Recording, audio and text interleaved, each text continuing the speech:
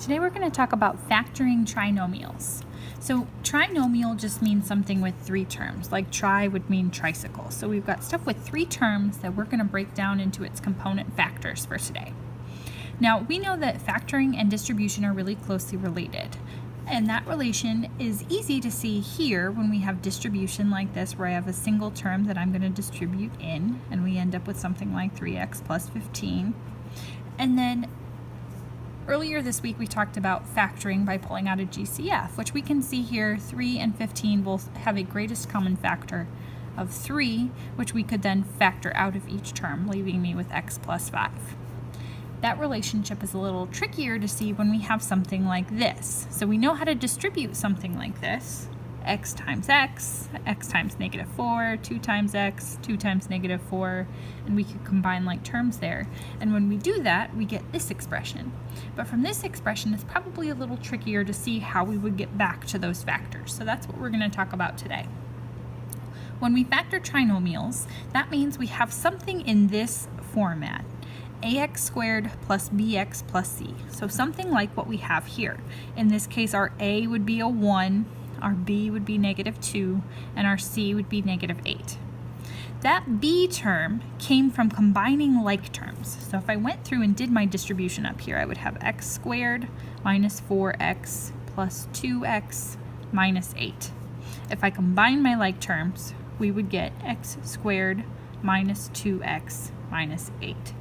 So the b I got from combining like terms, negative 4x and 2x. So when factoring, what I'm trying to figure out is what terms did I combine to get me to b, and what numbers did I multiply that gave me c. So when we're factoring, we're going to look for factors of c that add to b.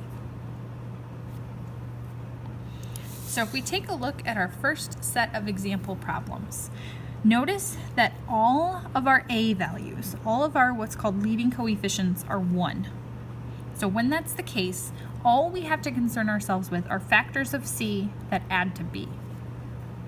So if I take a look at this first problem, factors of c that add to b. So 4 would be 1 times 4, negative 1 times negative 4, 2 times 2, or negative 2 times negative 2. If I change these two addition signs, this first option would add to give me 5. So those are the factors that I want.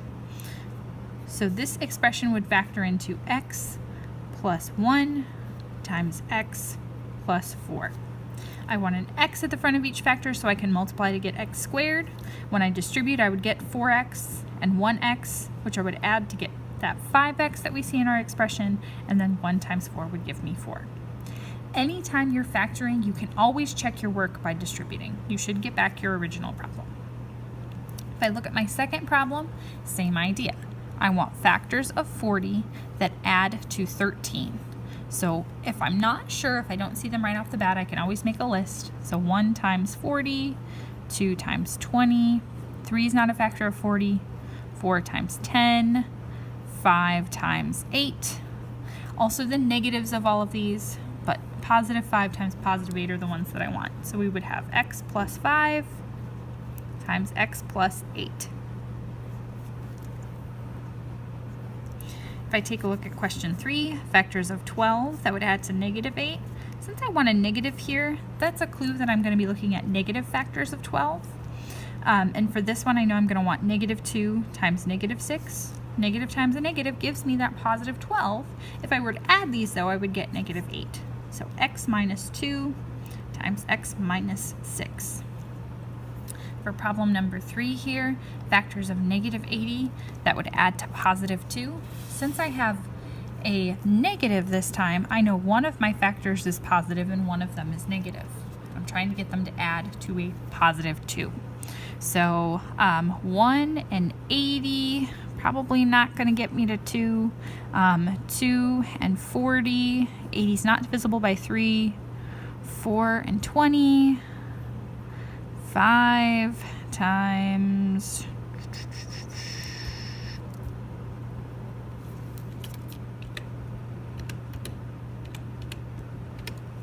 16. Took me a minute to think of that. 5, 6 not divisible by 80. 7's not going to work. 8 times 10. If the 8's negative and the 10's positive, that would give me positive 2.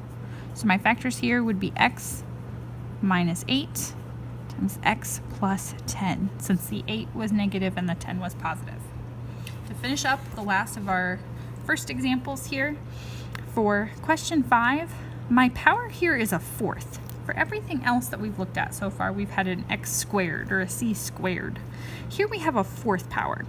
So instead of having just q at the front of each of these, I've got a q squared, since q squared times q squared would give me q to the fourth, and I want my middle term to be a q squared. So then what I'm going to look for are factors of 10 that add to negative 7. That would be negative 2 times negative 5. So q squared minus 2 and q squared minus 5. Now later on we're going to cover how I can actually continue factoring these two factors that we have here. For today, we're going to leave our problem as is. And then our last problem on the front page here, factors of 9 that add to negative 6, that would be negative 3 and negative 3.